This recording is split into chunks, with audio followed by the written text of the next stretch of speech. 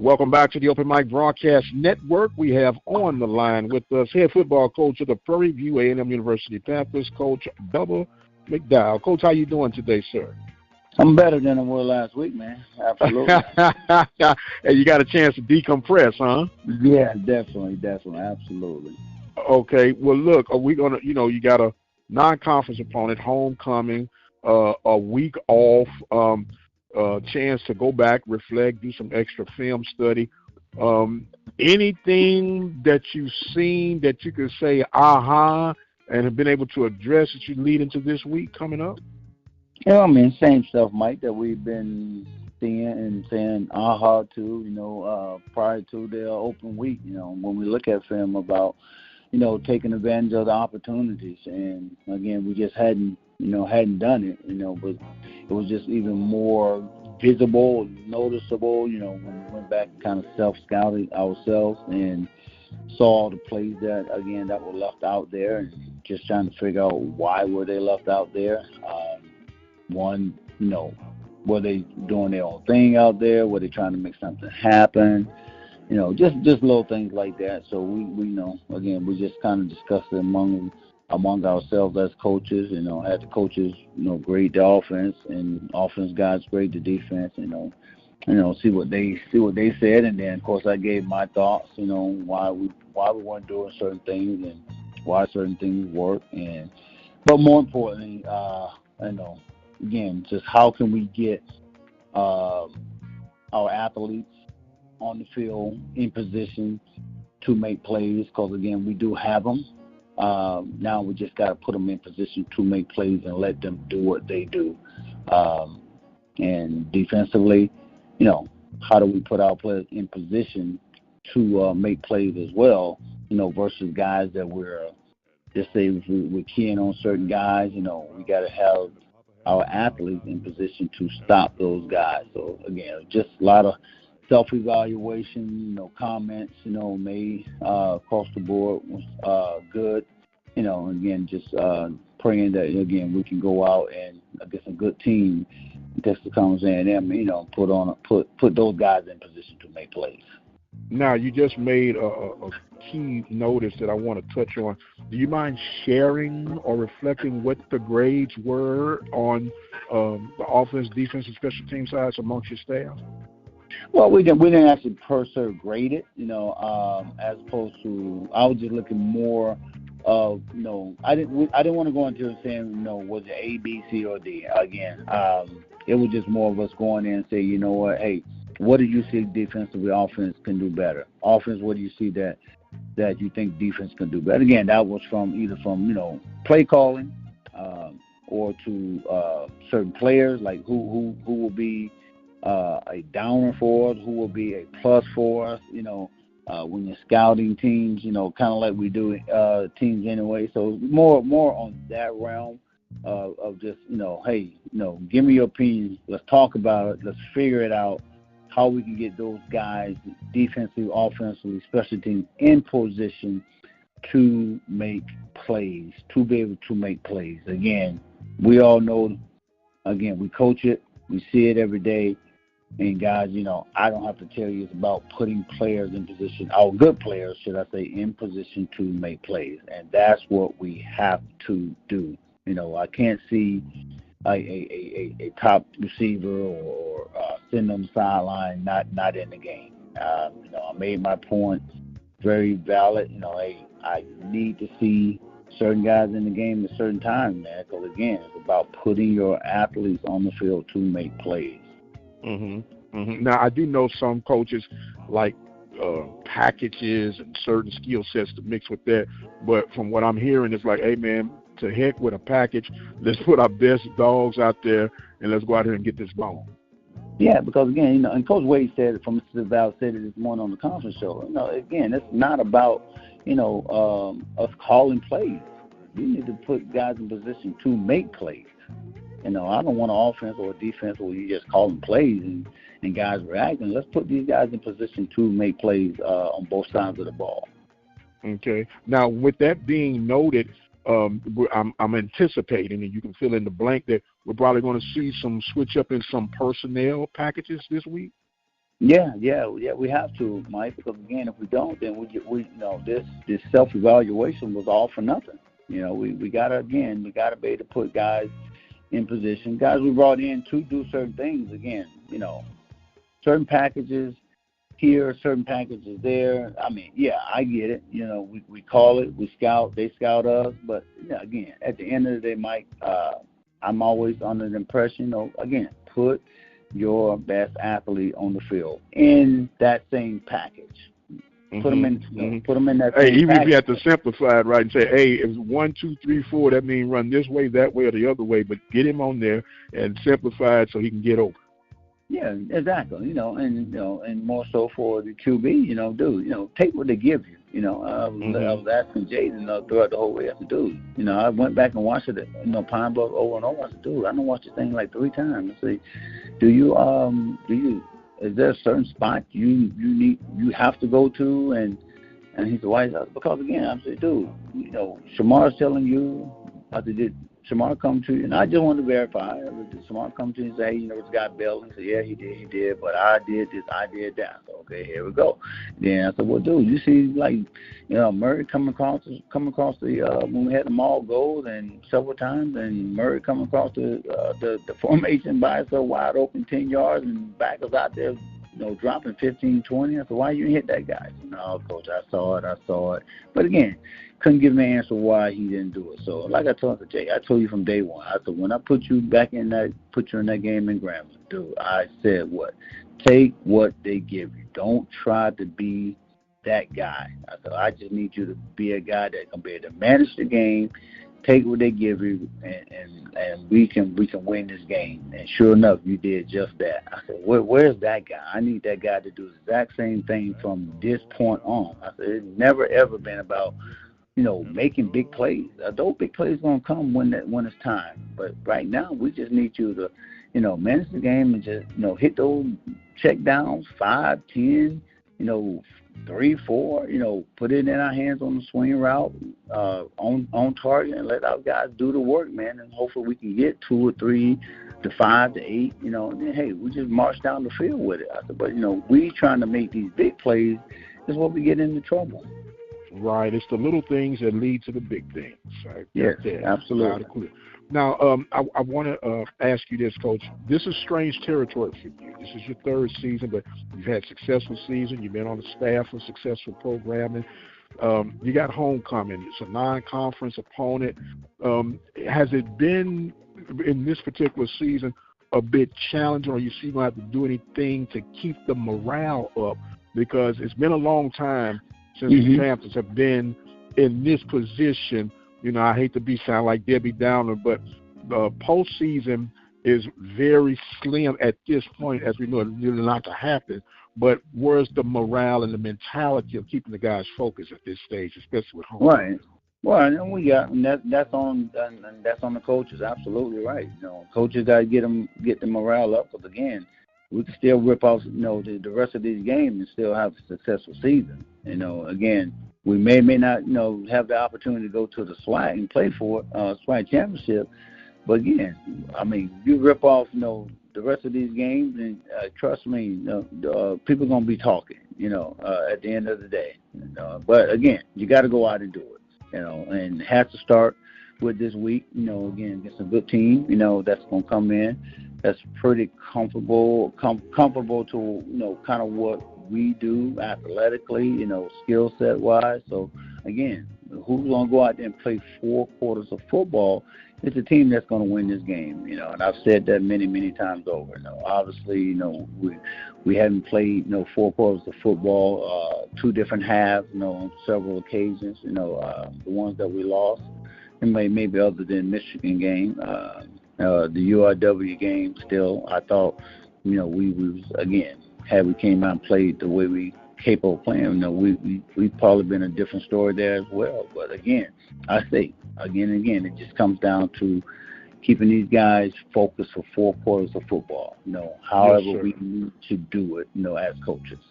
Right. And, of course, this week the Panthers will be taking on Texas A&M Commerce.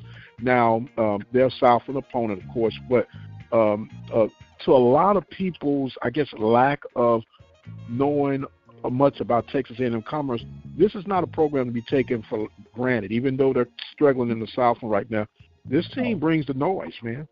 Yeah, Coach, they got some athletes over there, Coach. Absolutely, and they're gonna bring the noise. Like I said, they're very comfortable for us to our athletes here.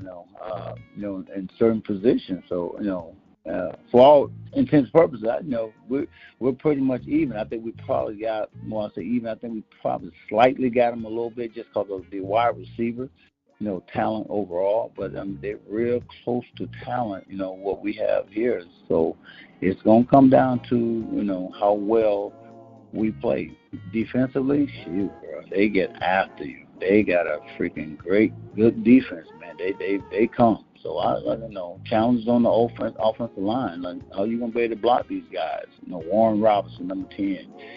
Brandon, the linebacker. You gonna be able to block these guys. So they come, and these are the same guys.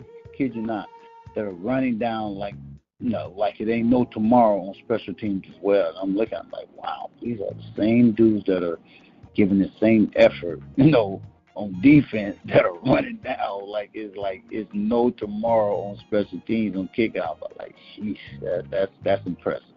It goes back to when we were talking last week about their football players. Sometimes you have athletes that are put on a football uniform, but then you need football players. Not really necessarily concerned on how you're looking in the uniform. I just know if you can fill out the uniform with football plays. Yeah, absolutely. I was shocked. I was like, God dang, these same dudes are gonna play on defense, down after down. I'm barely coming out the game. Okay, and that's a mental as well as a conditioning approach to the game, and that desire to want to be there. Because I can remember, guys would say, well, I only play this position. Well, you're not really a football player, do you? You play where I need you. You do whatever it's going to take to get done. Now, let me ask you this. We know that the running game, as far as my observation, you help me, you the head coach, you the expert, has been hot or cold. Do you think that's due to a lot of the blocking assignments up front? I know you say it's a young line, but have you seen that line being gelling together as of late? Oh, absolutely. And again, that's what when we self-scouted, we looked at like, hey, what guys not doing what? Who would you pick on? Shoot, we called out certain names, man. Like, shoot, bro, we're gonna go after this guy right here. We're gonna go after this guy. So it's four guys on that line that we thought, defensive that we're gonna try to pick on. Sending different blitz and stunts at them, to see what they can do. Because if we're looking at film. And we self-scout as we're gonna play offense. We're saying to ourselves, like, hey, you know what? They ain't gonna be able to stop this type of stunt. So let's run this at them. Let's just see what they can do. But as we're looking at it, we feel pretty confident defensively that we can get in the backfield. At least 80% of the time. So it's gonna come down to them, man. How well they hold this D-line, because, again, they be coming. They'll get down in that over front, man. The two standing and the other guys down, and sometimes they all four down. But whatever posture that they're in, they're coming. So it's going to be a lot of ownership on these dudes. And I say these dudes being our offensive line to block these guys. Right. Now I know customarily, back in the day, Walsh had introduced the scripted first 15, 20 plays scripted back in the day, and that's pretty much been an adopted philosophy now. Yep. And I know that's for the first. Or do you normally, and I know it's about adjusting, but do you normally have a second half script, or you just go back and look what worked well in the first half, and then you kind of revamp, say, well, let's add this, subtract this, and go on and have somewhat of a second half script prepared as well? Yeah, you do. You hit on the head. You absolutely do. But again, as you go back, at halftime, or during the course of the game, especially now, so with the tablets, you see what works, you see what's open, and you as a coordinator, you as a coach, you get together and you look at it and say, hey, you know what, this is open. We can do something here. Let's run something here. Like I say, it's a game changer with those iPads on the sideline because it's in real time. You can go back and see it. So being able to go in and adjust to that script you have already had, is very important because, again, they're looking at film as well as we're looking at film. They got a game plan versus us. We got a game plan versus them. Now, who is going to be able to make that adjustment to the point where who's going to perform the best?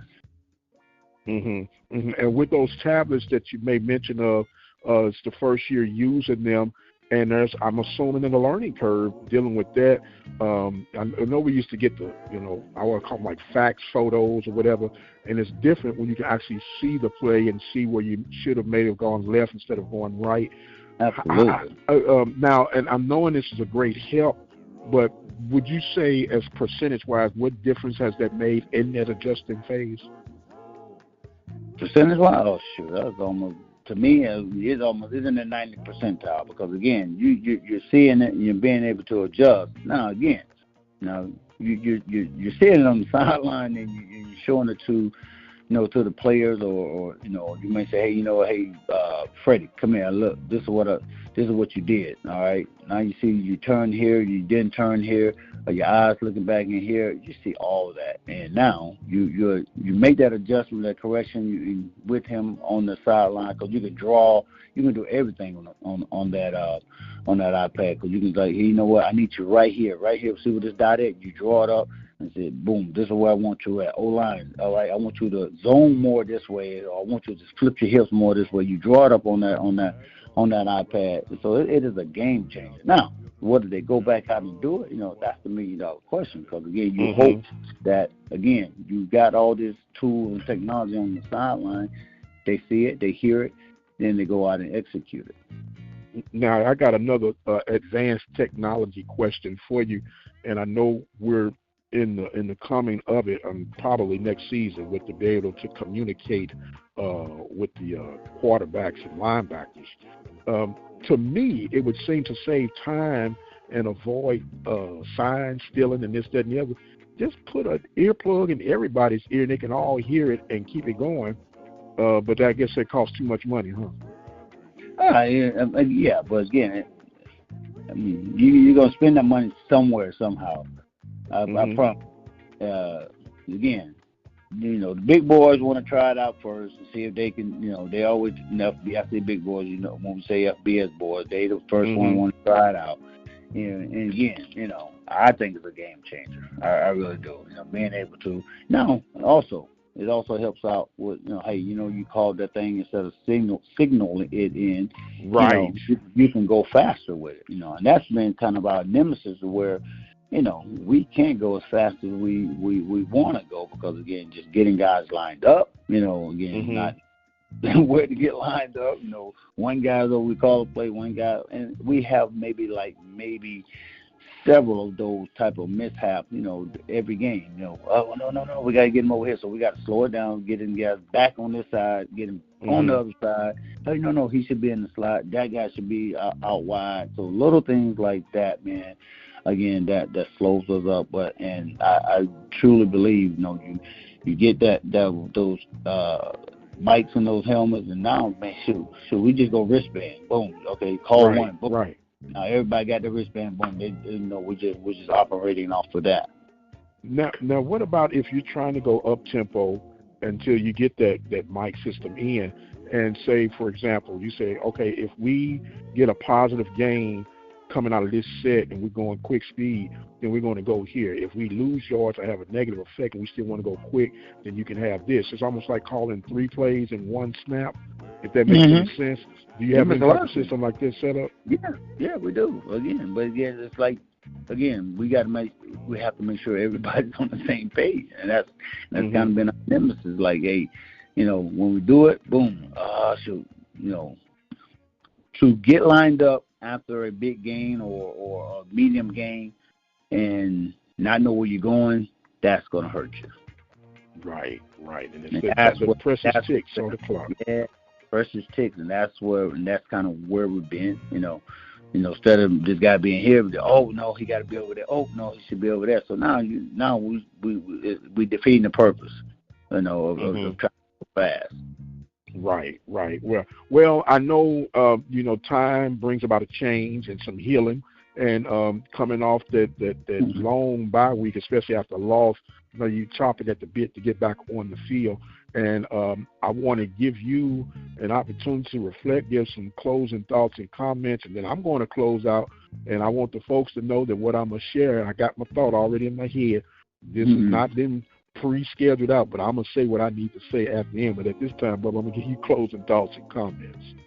Yeah, no, I just want to, encourage everybody, just stay positive. Again, it's not like these young men are out there trying to not get lined up and not performing their assignments. It's not that coaches are not coaching these guys and trying to put them in position to make plays. Again, at the end of the day, we know that, again, what you guys see, it seems like that the kids are not being coached, and they are. Trust me, people, they are being coached. Now, again, just us being able to get them all on the same page. Because when you have one person out there on a different page than the other, whether it be offense or defensively, bad things happen. And that's where we're at this whole week. Again, just repping, and instead of a whole lot of individual, we just been repping the offense and defense, what we're gonna see from these guys. And again, I know the season's not where everybody anticipated it would be, especially us as coaches. We lost some tough ones, and again, just trying to keep these guys' morale going for this homecoming. I think will be really big for the fans to come out, support them, despite the record. They really feed off of energy, kind of like the same energy we had in Grambling, against Grambling in the Cotton Bowl. I really believe these guys know the importance of trying to finish it out strong. And again, I know that with the support that the fans been giving them thus far, it's huge. It's huge. Whether you believe it or not, it's huge. It makes a huge difference. And again, like I said, we're not where we want to be, but again, we do believe as coaches. I think they believe it as players, that we are a better team, that we got some dudes that can, finish out strong. Now we just got to go out and execute for 4 quarters of football. With that being said, the Prairie View A&M University Panthers will be hosting Texas A&M Commerce Lions for homecoming 2024, and customarily, there's never been a problem for people to show up on the premises at homecoming time. There's no doubt people are going to be there. And for the most part, they do come to the game, actually inside the stadium. And my question or comment is this. I don't care if it's 500 people in the stands or 15,000+ in the stand. If you show up at the stadium, inside the stadium, bring some energy. We should not have to tell you when it's time to cheer, but just for those who don't know, if it's third down and the opposing team has the ball, make all the noise that you can while you can. Nobody need to pump you up. The band shouldn't have to pump you up. The cheerleaders shouldn't have to pump you up. Make some noise if you're going to be a fan. If you don't show up, that's on you. But those who do show up, let's set the roof on fire. You can listen to the Panthers this week. He said, I got an amen section. That's all right. I'm past the collection plate in a minute. Listen to the Panthers on the Open Mic Broadcast Network this weekend at obnradio.com. Kickoff time will be 2 p.m. Central Time. Coach Bubba, we wish you nothing but luck and success this weekend. PV Nation, it's not where we want to be, but we can make an influence on how we end up. Let's come out and support the Panthers. I am the radio guy, Dr. Mike Prince. Don't forget to follow me on Twitter, X, at The Mike Prince Show. Subscribe to our YouTube channel at the Open Mic Broadcast Network, and check out our 24-hour stream at obnradio.com. And until the next time, you guys be blessed, and we'll see you on the other side.